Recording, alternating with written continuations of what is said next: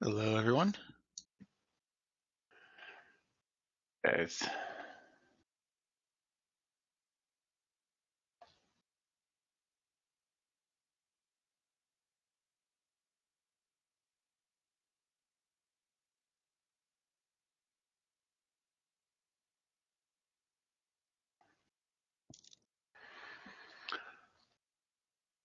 The 11th.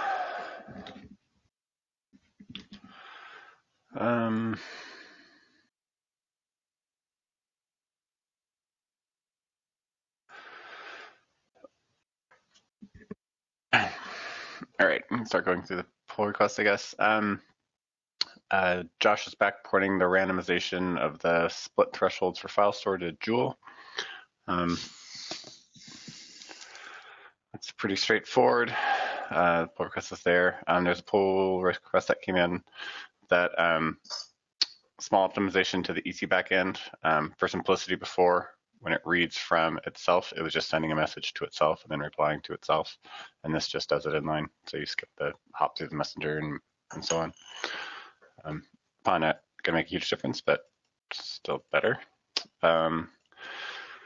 Merge something that was avoiding blob ref count bumps on a function call argument. That's fine. There's one that changes the LRU size to not use list size, but instead use map size, which should avoid some slowdown for large caches. That's also good. I'm wondering, I'm not sure how much stuff uses simple LRU for large cache size, but anything that does will benefit. That should get backported. David's thing that simplifies the sharded work queue locking from a while back. We just closed that. I think this is all those data structures are going to get moved into like a big class that's just like everything for the shard, and eventually probably have a global lock and then no lock when we go to C star. So I'm not sure that old thing makes sense. Peter had a pull request that changed the CRC cache in buffer list to just be like a pair of like the two most recent, so you avoid the dynamically sized data structure, much simpler. And Hamai had something that reduces the allocations into AC connection in the messenger, so it's one bigger allocation instead of two smaller ones. That's all good. Let's see, this one is interesting. So it's sort of the second round of this QAT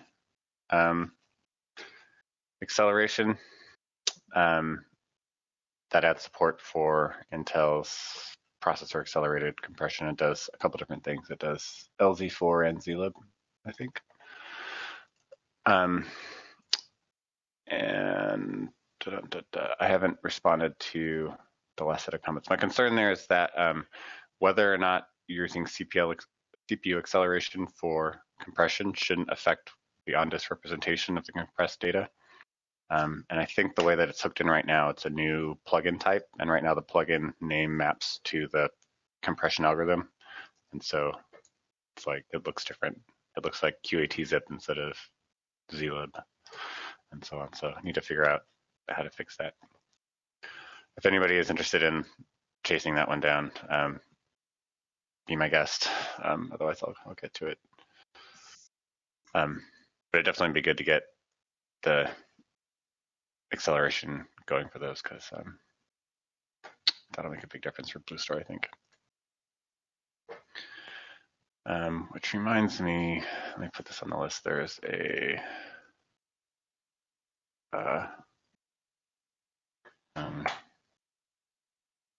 CPU versus NIC encryption acceleration. I want to talk about that at the end.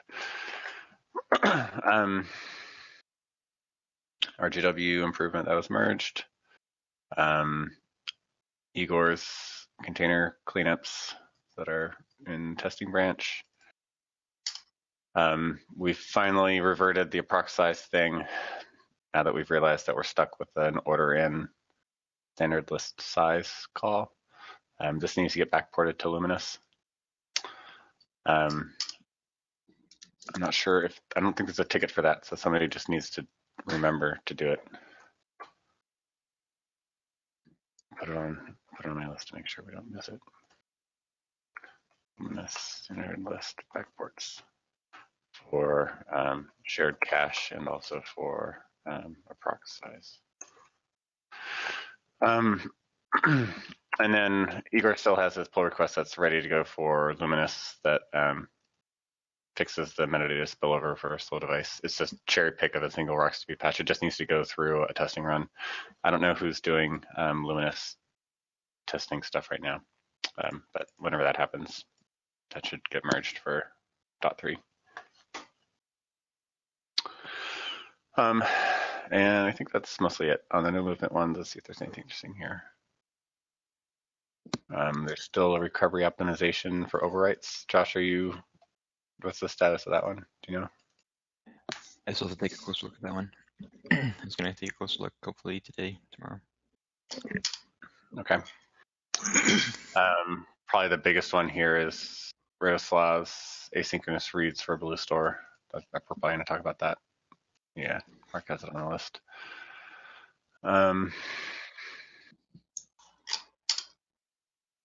Let's see. The scrub preemption is still in testing. Hopefully it'll be done soon. It's finally running through today. Hopefully that'll get sorted out and backported to Luminous at least. I think we probably don't want to follow up on the shared exclusive flocking for PGs.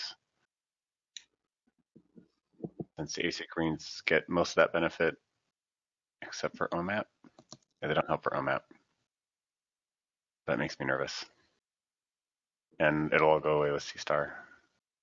Will shared exclusive? Will shared exclusive help for OMAP? Yeah, because you can't do an async read from OMAP because RocksDB is synchronous. So Radoslav's async stuff for IO works, but not for that. We strongly need every cycle we can get out of OMAP, and need it before C star will be ready. Is that on the read side or on the write side? All sides, but apparently read side also. Josh can feed back in there, but that came up in everything that intersects with deep stub, for example. Yeah, that's not really a read performance issue, is not just a giant object issue though. In our code, we do some kind of thing, rough things on the key value store, right? I mean, we at least on the write side, our workload is pretty rough. On the read side, I haven't thought about it recently enough to. I guess I'm worried that maybe there are things we should be focusing on in our code before we. My worry is that I don't think the shared locking on PGs is going to help it's not going to help at all on the writes or the read modify writes because those are exclusive anyway. It would only help if you have concurrent clients doing read-only operations on the index. And I don't think that RGW does many of those. I guess the exception would be scrub. Yeah, which is kind of a theme. I mean, maybe it's not a thing to argue about up front, but maybe a way to put a placeholder around some micro benchmarking related to the whole picture. All right. Yeah. Okay. Is it? I guess one of the things I'm wondering is it worth spending a lot of time trying to optimize that part of it before we take care of things like all of the traffic due to PG log and do pops? Because they're all interrelated, right? We're hammering the database, so maybe we don't have to fix that if we fix other stuff. Well, I certainly agree with the latter point with the main theme there. Yeah, and let's put PG logs down here. I mean, is there actually a path forward on PG logs? There should be. Set that aside because I wasn't sure what we were going to do. Beating it. I would like if there's a need to reframe an effort around it. I would be open to helping. I think we need to explore it and keep pushing on it. Sage, I kind of look. I kind of tried to look at it, but I'll be honest, it's complicated. I mean, all of that code is really complicated. Well, I don't know that it's the problem isn't the code. The problem is the overall behavior, the overall strategy. And my recollection is that shortening the PG logs to be really short, and so they stay within the walls or whatever, doesn't really matter, because if we don't write the PG log entry, we're writing the dupop entry instead, and so it doesn't really save us anything. And I don't see that we're going to not write the dupop entries, right? We have to write those. Well, anyway. Is there a way to convert to avoid converting a constant time operation into a logarithmic time operation, and one that intersects with the logarithmic time operations that RGW or somebody is doing? I mean, everything is logarithmic time at some level, right? The nature of data structures, but we've done it by converting it into a logarithmic time operation. By converting it into an index stop, we've made that choice. Yeah, it seems. I mean, so everything we tried before didn't really help. And it didn't seem to have. I mean, it was related to the size of the wall, just because the size of the wall affects everything that RocksDB does. But there wasn't a clear cliff the way that I was expecting, where as long as the PG log entries were retired before they ended the follow of the wall, then one question I have had over time is whether it helps or whether it's important to have a large key loading to observe that. A large key loading? What do you mean? A large number of values in OMAP. Yeah. So maybe a strategy might be, so if we're replacing these big PG log entries with these smaller dupop entries, that's better, but it didn't seem to make a big difference. And we're doing a little bit more work by replacing one with the other. But I wonder if changing the dupop storage so that it is something like it takes 100 adjacent log entries and stuffs them all into one entry with a list of the IDs or something like that. Yeah, Does that make sense, Josh? Because then you have fewer key value pairs. It's more efficient. Yeah, then you have remodify right every time you update to batch them together, right? You could do it at trim time. So when you trim 100 log entries, you write one dupop thing that represents 100 entries all at once. Yeah, and they'd be I'm not immutable. sure. I guess I'm not super familiar with mark your data from these tests, whether that would help, or whether the issue is just adding any kind of extra I/O to the OMAP store at all. It's kind of complicated in general, because it looks to me like by having these entries leak into the database, we end up just in many different ways suffering because of it. We have extra write amplification. Now we have indexes being recomputed for things that aren't long-lived. We're recomputing Bloom filters for things that aren't necessarily long-lived. Honestly, my preference would be just to get this all out of RocksDB entirely, and at least on NVMe or SSDs. Yeah. I mean, that's not really an option, right? Oh. Because if you move it out of RocksDB, you're creating new IOs. That doesn't really help that much. I think longer term, when we're not using RocksDB at all and we're writing something different, then we can take a carefuler, harder look at exactly how we store this type of data. But for the midterm with RocksDB, how is it writing new IOs if we have a separate log that this is going into, but we're not actually so I understand completely how you don't want to have multiple different logs on spinning disks or anything like that, but on something like NVMe, where it's the bigger issue, right, is parallelism. Having high parallelism, you don't necessarily care about random behavior as much. Why would having a log that can grow as big as it needs to handle these, but never rewriting the data. I don't get how that's worse. Because it means that I guess it depends how you do it. If you're doing this like asynchronously as a cleanup task, then it doesn't matter so much because it's not blocking. But if you're not, then you have to synchronously write to this like special log, wait for that to be durable, and then you also have to write synchronously to the actual journal, which commits your actual IO, which means you turn doing like 2 IOs where you do your actual write, and then you commit your metadata to doing your actual write, committing the metadata about the other thing, and then also committing. Right, you're adding another write. Sure. And a lot of complexity. So that makes me nervous. Sure. I'm not sure that explore a data-driven answer to the question, I guess. If other things are in front of it, that's fine. But OMAP is a monster that I see jumping out at me a lot. So yeah, I mean, this is an OMAP. This actually has nothing to do with OMAP, right? This is just the fact that OMAP is affected is just secondary because it also is stored in ROX. But that's not, well, those are never, as presently designed, those are always coupled. Well, all writes have to commit metadata along with them, right?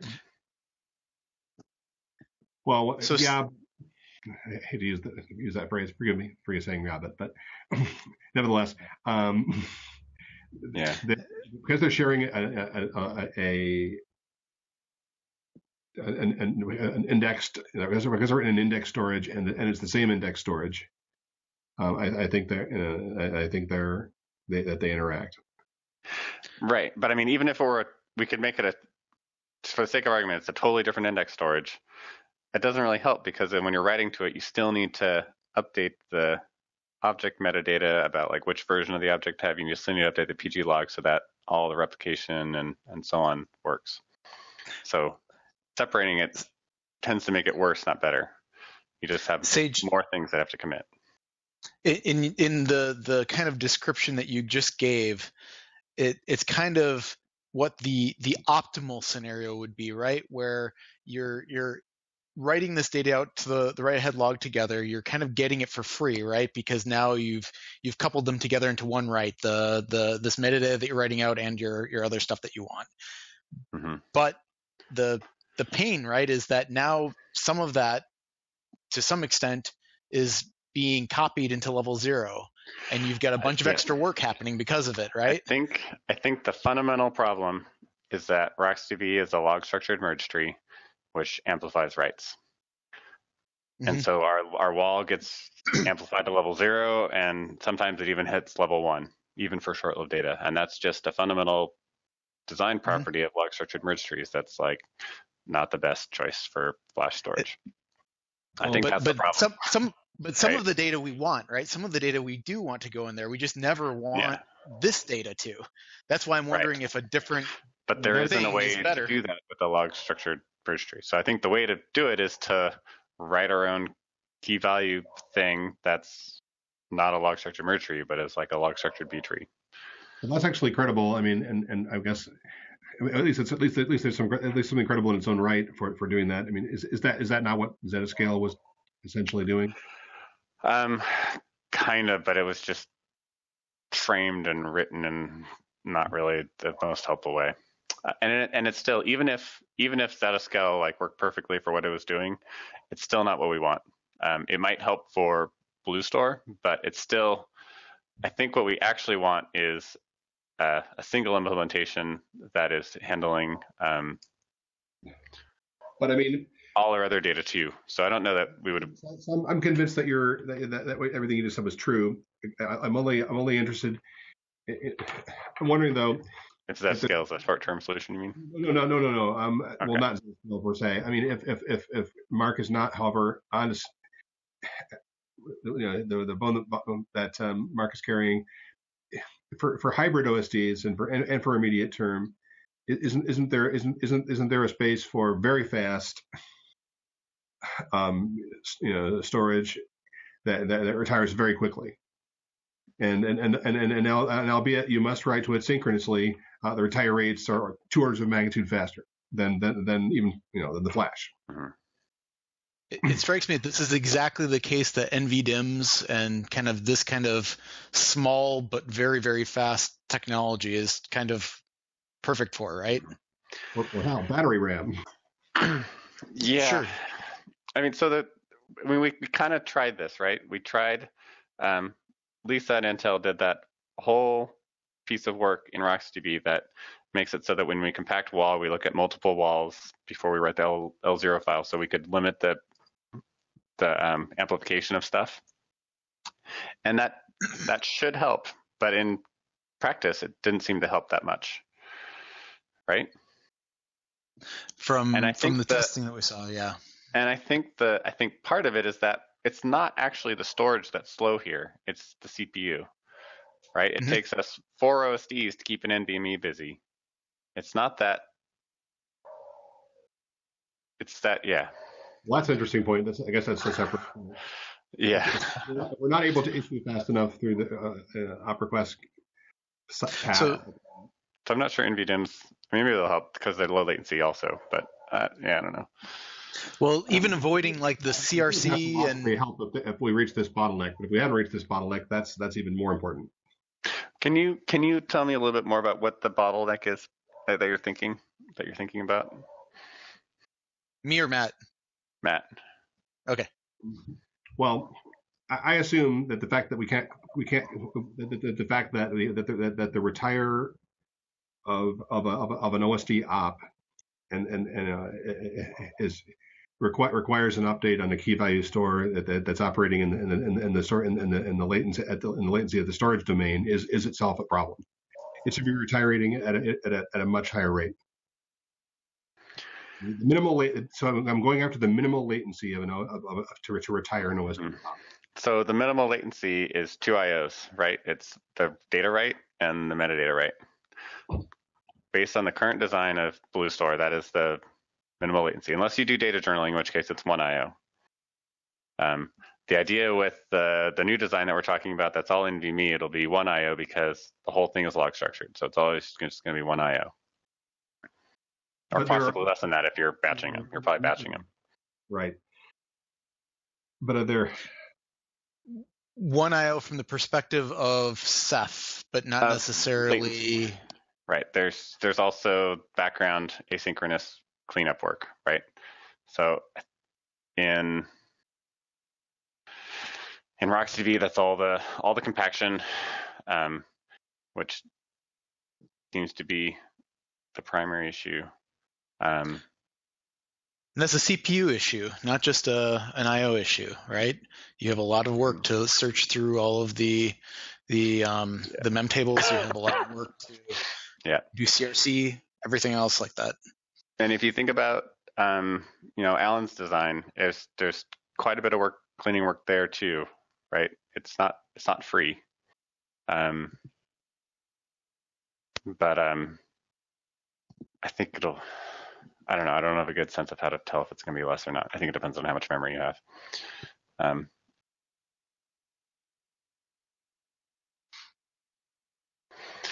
But it's work that has to happen anyway, I guess. So if it's not happening in the store, in Ceph store or whatever, it's going to happen in the SSD. I guess that CPU is free.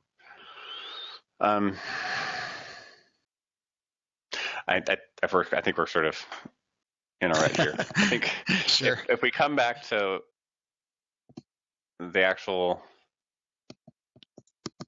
things we can do in the short to midterm that will improve the situation, I think those include, there's sort of 2 roads that I see that we can go down realistically. One is taking another look at Lisa's patches that try to deal with the short-lived keys and preventing them from hitting level 0. I think probably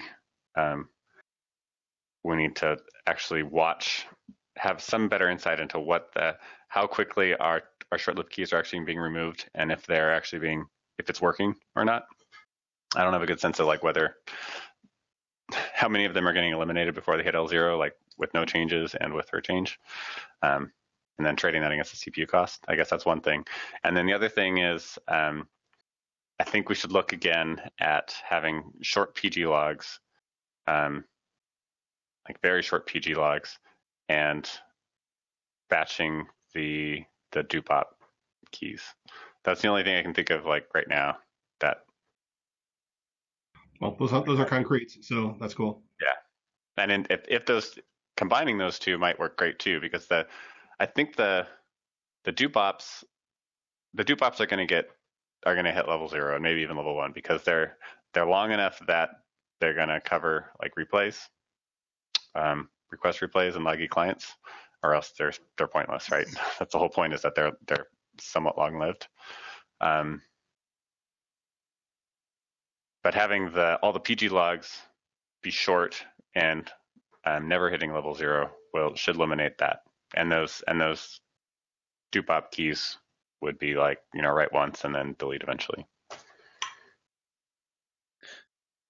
From the perspective of RocksDB Sage, would it be horrible to try to make something that lets you keep particular things in logs, kind of in the write-ahead log files forever, and doesn't clean them up until it hits like a keystone?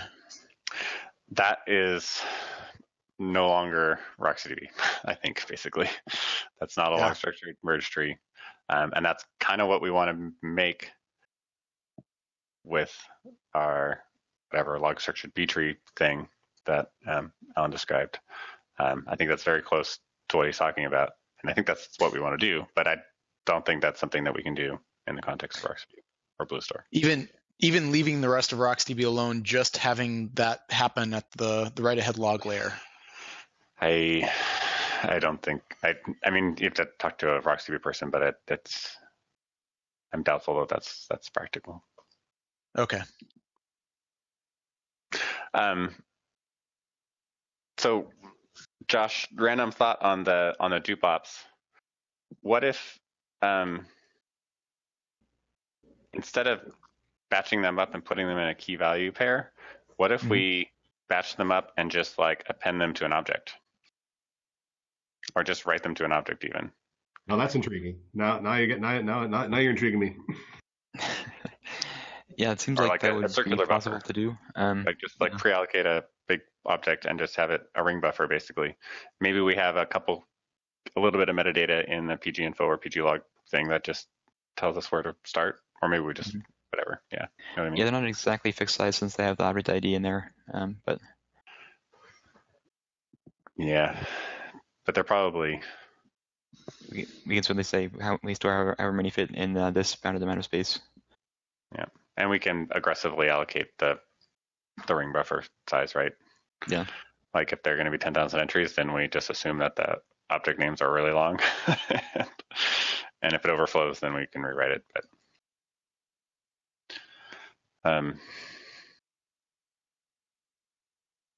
and that definitely turns it into two ops every time, though, right? Because you need to update the ring buffer and you need to update an index into the ring buffer. Yeah, so it depends on how quickly we retire the PG log entries. So if every op we retire one, CPU bound. What's that? For CPU bound, then it doesn't matter. The extra write doesn't matter. Yeah, it's basically just making RocksDB's life a little bit easier. Right. But I think the idea would be that we would have a relatively small number of PG log entries, like in the tens, and then we would trim in a similarly large chunk. So say we retire 50 PG log entries, that's going to be like 4K of a 4K write to the ring buffer. And you delete them all, and we just need to like tune that number so it's as big as possible, so that we're as efficient as possible, but small enough so that we retire them before they make it out of the wall. before they hit level 0. Right. Just like super fragile tuning. And it depends on like. Yeah, I mean, is that even feasible if we're moving quickly to keep them in the wall if we need to survive like client connection reconnects? What do you mean? Well, I mean, the point of the PG log is so that we can reply correctly with the correct data when clients. Well, if you're it's all in memory too, right? Yeah. So this is only on restart. Yeah, no. Yeah. So the log is just so that they can recover. So as soon as all replicas have like committed the write, then we can trim the log. Like it can be very short. Yeah, I mean, if it dilates due to environmental conditions, then it's acceptable that it slows down. Yeah. I think that the trick is that if we are on the one hand, we want to trim the PG log entries immediately as soon as we can, because we just want to get them out of RocksDB so they don't get amplified. On the other hand, we have to replace them with like 100 bytes of extra stuff written to somewhere else. And so we want to batch that up. And so we want to delete them in batches. Sage, I linked in the kind of notes I took from when Josh and I were discussing this earlier. He had I think a similar idea to you, except that using like sequentially ordered keys in RocksDB for the rung buffer.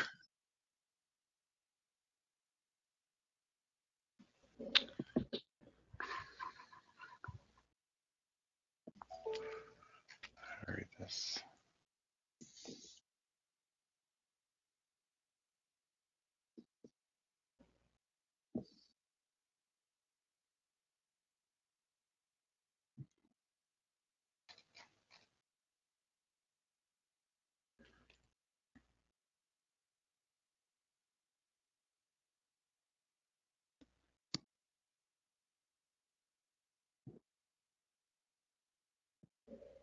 Yes, I was thinking about that more in with respect to like the future, the C stuff based OSD, where we do want to do more actual sharding. We probably want to separate these things out per PG, if in the storage too. Mm-hmm. So each PG has its own ring buffer. The trick is that when you split a PG into a bunch of other PGs, the children can land in different shards.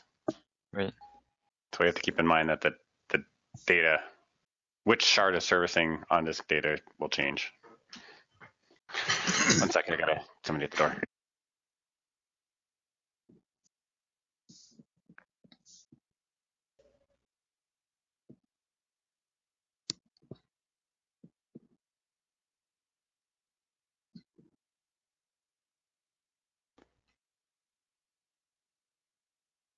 Mark, maybe you can refresh my memory on some of the tests that you did previously with this. What kind of difference were you seeing like when we did the PG log writes entirely? Sorry, rephrase your question. Did you do any testing when you got rid of the PG log writes entirely to see what difference that made? Let's see if I can remember. I think I got to the point where further decreasing the number of keys coming in didn't change any performance. It was kind of like the initial benefit was as far as I could get, and then anything beyond that, RocksDB was now just kind of absorbing. But there was an initial kind of improvement, if I remember right. So I don't know that I went through and like looked only at dupe ops going through and then PG log not happening, or PG log happening and not dupe ops. I think I kind of just tried, getting rid of dupe ops and then getting rid of PG log, and getting rid of like dupe ops helped, but then additionally getting rid of dupe log didn't do much, or sorry, PG log.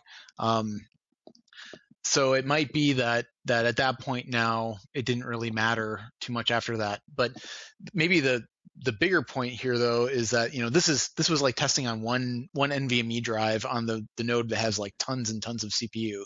So it might be that we need to engineer tests that really stress either IO or really stress CPU to get an idea of kind of what things are where. Maybe there are some circumstances where it matters and where it doesn't. And these were all using BlueStore with RBD or something? Yeah, these were all using BlueStore with RBD. 4K random overwrites. Yeah. I wonder if we need to do more targeted OMAP tests to see whether this would actually be helpful or not. Well, yeah, I mean that's the bucket indexes for RGW. So yeah, exactly. Yeah, these tests should be relatively easy on RockCB compared to something like bucket index work, right? Right. But even here we're seeing it. That's why I guess I'm of the opinion at this point that anything we can do to make RockCB's life easier, even if it doesn't help us immediately in all situations, is going to help us in the long run if we're going to stick with it.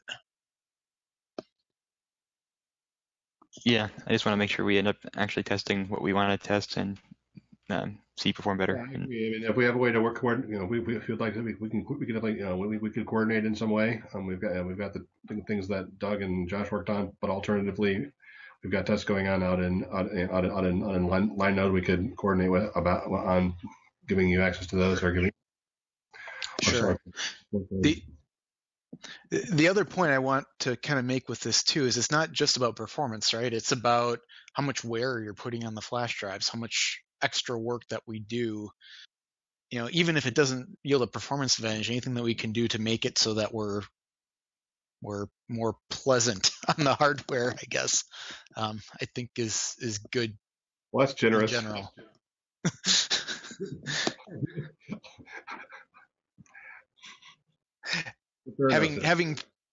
Having previously managed a storage system that killed the SSDs after a year, back about 8 years ago, replacing like 100 SSDs after a year and a half is not fun.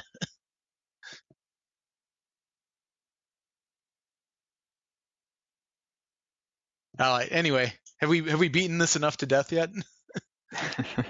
I'm just wondering what are the next steps here? Is it? I think maybe Matt, if you could organize a meeting with the related folks who are interested in this level of performance. We'll do. And figure out what exactly we're trying to test and make it perform better. That would be great.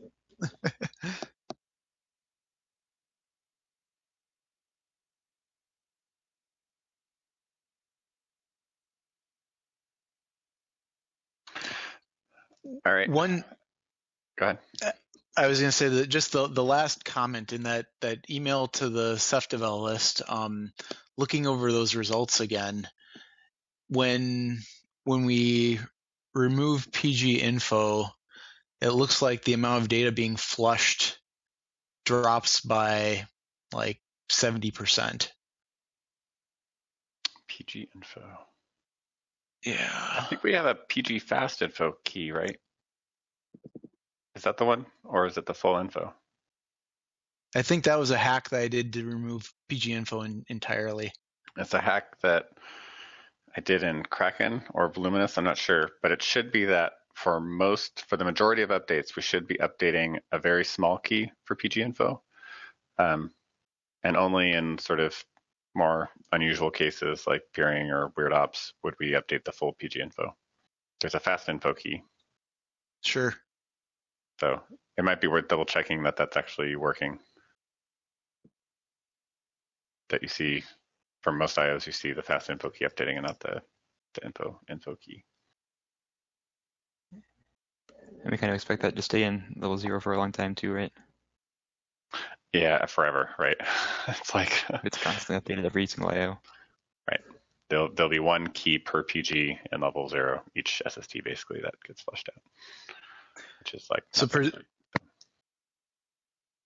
if that's staying really competitively in L0, that means that other stuff is going to be getting pushed to L1 really quickly, right? Things that don't get touched. It's one. So if you have 100 PGs, you have 100 keys, and they're like, a few hundred bytes at most. Like that's it. Like this is fixed info. So even if it's amplified all the way to level 3, which I think it actually would end up, I think it ends up going down no matter what. It doesn't matter.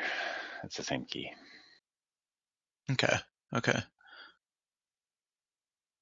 All right. Well, anyway, let's wrap that up for now. Yeah. I have one quick thing I want to just see if anybody has a better perspective on this than I do. I was looking at encryption options. Just doing a little bit of due diligence on our original plan to implement encryption as part of the Messenger 2 protocol rewrite. And I was talking to the Intel folks, DPDK folks, to make sure there weren't implications there. And the answer is basically DPDK has you can do all the crypto acceleration stuff that you can do anywhere else using the Intel QAT stuff, which just offloads it to a little special bit of silicon. But it's just like goofy async interface to do that. So that'll all work fine. It doesn't really matter what we choose, which is good. The other way to do crypto offload is sometimes the NIC will do it. And my understanding is that when the NIC does it, it's only when it does it inline, there are only certain protocols that it can sort of do. I don't know. I haven't figured out what the API looks like. But I was trying to figure out if how much we care, whether we're doing crypto offload on the CPU versus crypto offload on the NIC, whether they're like latency and CPU. I think not CPU cycles because the Intel thing is offloading it from the main core, part of the core. Does anybody have any insight, having worked with any of this stuff before, whether it matters?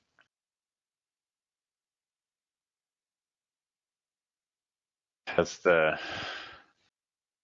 I would like to do is just ignore the NIC offload stuff and just and implement the encryption as part of Messenger 2 protocol, and not worry about whether a NIC offload is going to be able to deal with that. But that feels more believable to me. I don't feel like an authority on this, but I mean, I think when I've heard it discussed by Chuck Lever and people like that who've talked about it, who looked at it from an InfiniBand perspective, you have to be able to make a case that the CPU, that some CPU won't touch the data. If that's unlikely, then I think you're on the right track. I mean, this is data that we're just sending out over the wire. So we're just saying on its way out, we're asking the NIC to do the encryption instead of doing it ahead of time. If that QAT offload is available anyway, it's certainly, I bet it's going to be very effective. Is there a scenario where it's not going to be, or we have to? So this is the question I asked. It was it would be easiest to assume if we can. It would be easiest if we can assume that the QAT will work just as well as any NIC offload would, and be done with it. But my concern is that the NIC might be able to do the encryption inline without affecting latency, while QAT would add latency because the core has to give it to QAT, do something else, then come back and take it back from QAT and then send it to the NIC. And that might consume more CPU cycles. Would that be helpful? Do you have a specific NICs we're interested in? I have no idea. All I know is that in the past, I think Mellanox in particular, but the NIC people are like, we have crypto offload. What can we do? And I was like, I don't know. Huh? Why do you want to ignore the NIC offload? I mean, my assumption would be that you could just have a thing that's like, tell the NIC to do it with the config that is loaded in this place. In which case it doesn't need to be part of our pipeline at all. My concern is that the NIC doing encryption inline is limited to certain protocols. Like it might work if we tell it that this is a TLS stream. What's that? But I mean, we're never going to see their encryption. Or are you worried that what we give it will have to be at a certain format? Right. I'm saying that if we were like Apache and it was TLS, we could probably like tell OpenSSL or something that this is TLS and it would just magically work. But if we are our own weird protocol and at the specific byte offset, this byte range in the stream that we send out of the socket is the thing that needs to be encrypted with this particular key and all that stuff. I don't know if the offload engines are robust and flexible enough to like do that. Yeah. And I don't think we want to be constrained by having to use something like TLS. Yeah. I mean, probably you can ask for a briefing from Mellanox about it and they'll be very excited to tell you, but I would not design a protocol around caring about that, given the historical stuff I've seen about how long they work for. And we don't have anybody, we don't have any Mellanox people on, do we? Okay.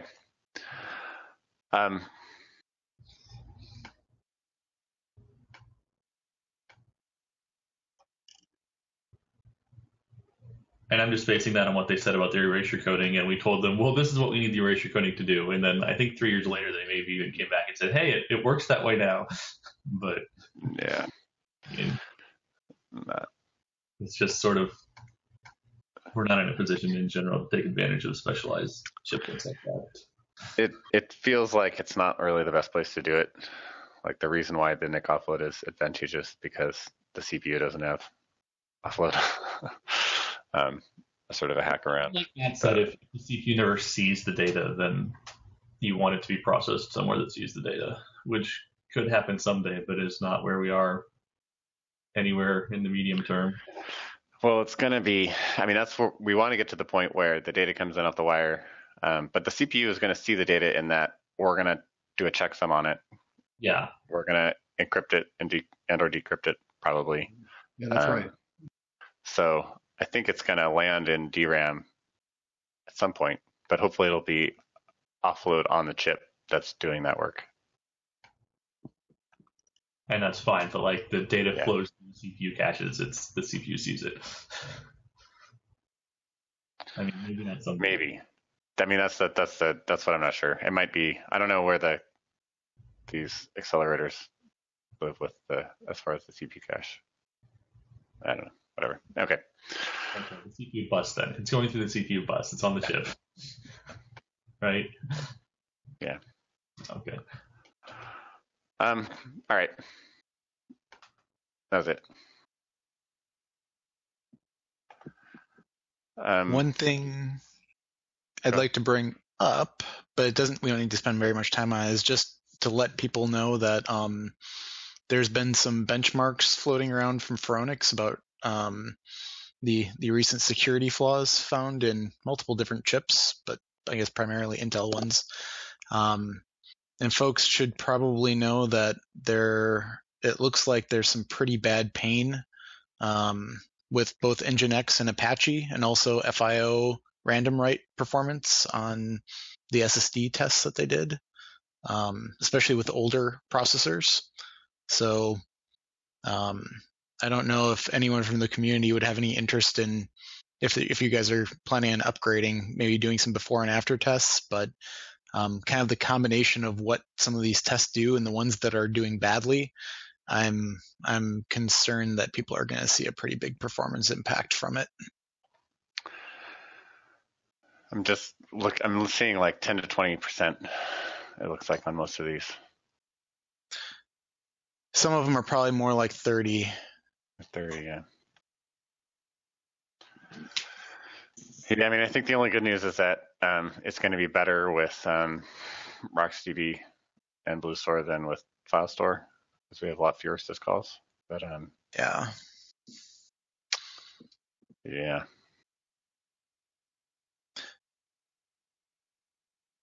Even things like Grados GW might get hit by this, though, right?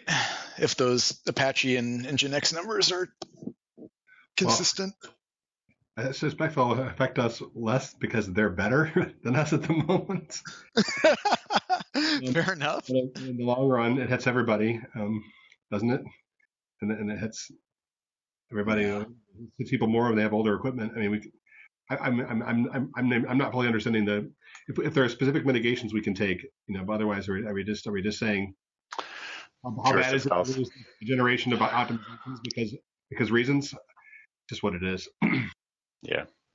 The one that scares me a little bit is some of these like context switching benchmarks, stress NG. I don't actually know very much about it. I've never run it before, but I mean, some of these are looking like, okay, 30% hit on some of these. The message passing, System 5 message passing, that's, yeah. I mean, look at that. It's just like, I haven't seen a program boosting System 5 message passing in a while. But it's, yeah. But I mean, Casey's and Radoslav's. I don't know who's all involved besides Casey, but the people who are working on the new, and Adam working on the next generation data flow in RGW are moving towards a more a scheduling coroutines model. That's going to help. Yeah. All the work we're doing, C-star things, is going to help. Yeah, it's the context switching one there that scares me a little bit, but no.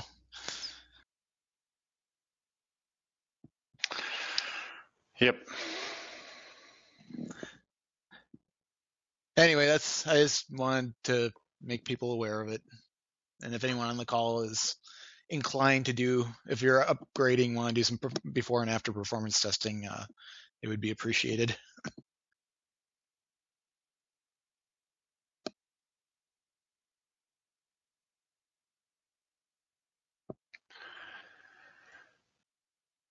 All right. The only other thing on the agenda I see here is the AIO reads.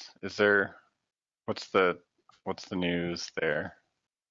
Radoslav is looking at random reads right now, and even with the C and P state pinning on a single node, he's seeing performance swings that he doesn't understand.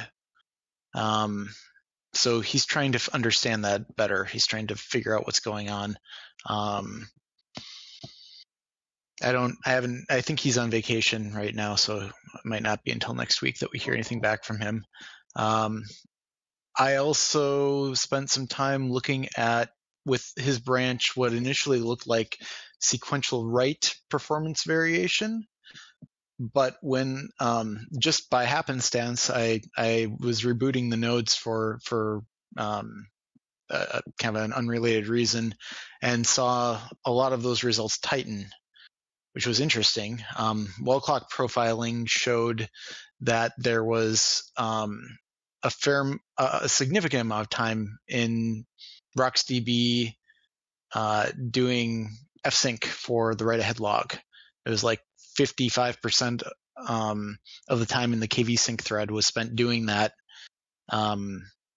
even just doing large sequential writes. So that was surprising to me, but I guess maybe not that surprising. So it's not really related to Radoslav's thing, I don't think. It's more just, there's a fair amount of time being spent doing that, and maybe different impacts or other things impacting it maybe is having, causing some variation there. So that's kind of where I got to. I tried to look at the old batch IO completion work that Adam did, and getting it into master with some of the changes that have happened since then, it looks like it's really going to muck things up and complicate them even more.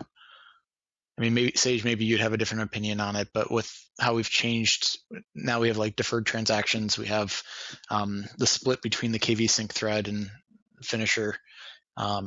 It doesn't easily go in.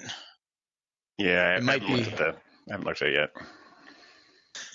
It maybe could be made to, but at least, when I was looking at it, I started it and then I was like, kind of, I was pretty sure that if I tried to continue along that path, I was going to introduce a lot of bugs that would probably be pretty nasty. But that was my fairly novice take on it. So, Yep. Yeah, I missed the last few days of the Blue Star stand-up. I'm on, I think it was Monday, I asked Adam to like take stock of the various optimizations they'd tried, tweaks for RocksDB and for Blue Store's use of RocksDB to see what had been actually merged and what looked the most promising, so we can try to figure out which ones to pursue. I think that this batching falls into that category where tried something a while ago, but that was before they started playing around at all with Blue Store, or sorry, with RocksDB, optimizing that, and then given everything that they've learned, what's most promising, what seems most likely to make a difference.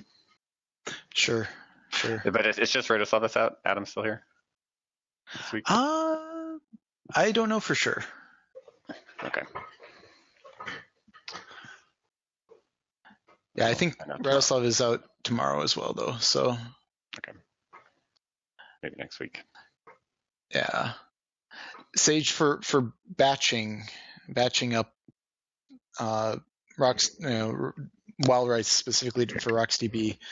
I mean, to me, it feels like not having that be in Blue Store, maybe having it be at the KV layer seems better to me, but I don't know. Do you have any opinions, strong opinions? The thing is that Blue Store is already batching. It gathers up a whole bunch of stuff that it's ready to commit. It just submits them all one by one, and then the very last one it makes synchronous, because RocksDB doesn't have like a batch submit these 20 transactions at once. So that's probably something that's really easy to change, but I don't know if it's just the overhead of like, here's another transaction, I don't know if that's the part that's expensive, or the fact that each of those 20 transactions has its own separate write batch. Like if we want them all in one write batch. So I'm not sure which one of those is the issue. It looked to me from the very basic collectible results that I was looking at that we're during these 4 megabyte write tests, we're doing like 270 11K write head log writes per second. So it's not necessarily that high, but then 55% of the time in the KV sync thread was being spent f-syncing all of that. Or that's what RocksDB was waiting on, is f-sync. Yeah, I mean that is what it is. I mean we can artificially make the KV sync thread less aggressive, and so it syncs a third of that time, a quarter of that time or something. But then we'll just have higher latencies. So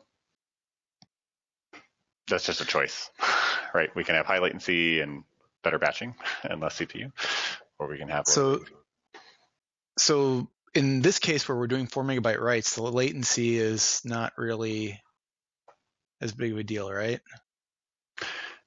Yeah, but it should generally auto tune anyway. Like the reason why we're spending all that time f-syncing is because there are a bunch of 4 meg writes in the queue, and so we're waiting for the 4 meg write to complete before the f-sync returns. So it should self-regulate. Right. If you were doing 4K writes, then instead of having 270 of those 11K writes, you're going to have 12,000 of them or something, right? And you're probably spending a similar amount of time f-syncing. I guess less because you're spending more CPU doing other stuff, but I don't know, something like that. Yes. But I'm not really worried about that part.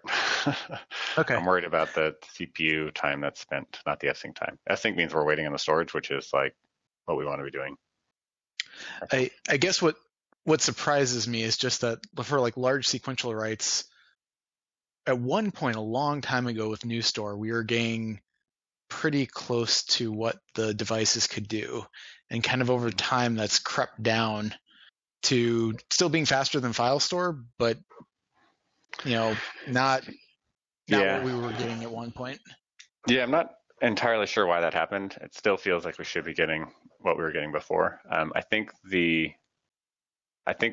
probably we should on a hard disk, do a block trace and see where the non-sequential IOs are coming from.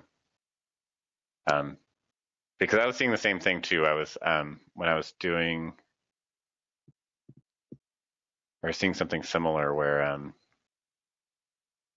trying to remember exactly what it was. It was if I did like an FIO where I was doing small writes with and flushing them, I was getting very high IOPS. Clearly because there was some cache in the hard disk that was absorbing the writes. And calling them safe even though they hadn't physically been written on a platter because it didn't spin that fast. But when I did the same workload through Bluestar, I wasn't getting that high rate, and I couldn't tell at the time what the difference was. I think we need to look at a block trace and figure that out, or Okay. a sequatcher or whatever. I think that's an avenue to pursue, definitely. I guess in this particular case, this is NVMe rather than hard drive, so there's that as well. Yeah, in that case, I'm assuming our CPU limited. I don't really know. Not overall, but the only thing that's jumped out at me in this case was all the time we're spending in fsync for the while writes. That seemed like the thing that jumped out at me, but maybe something else going on too. For wall writes. So these are small IOs. 11K I don't know. IOs, yeah.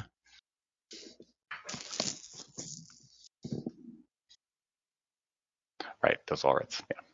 Okay. I don't know. I think we should talk about it in the Bluestar stand up tomorrow. Sure. I think that's it. Anything else? Any topic requests for next time? Put them on the pad. And see you guys next week. Have a good week, guys. Have a good one. See you guys. Yep.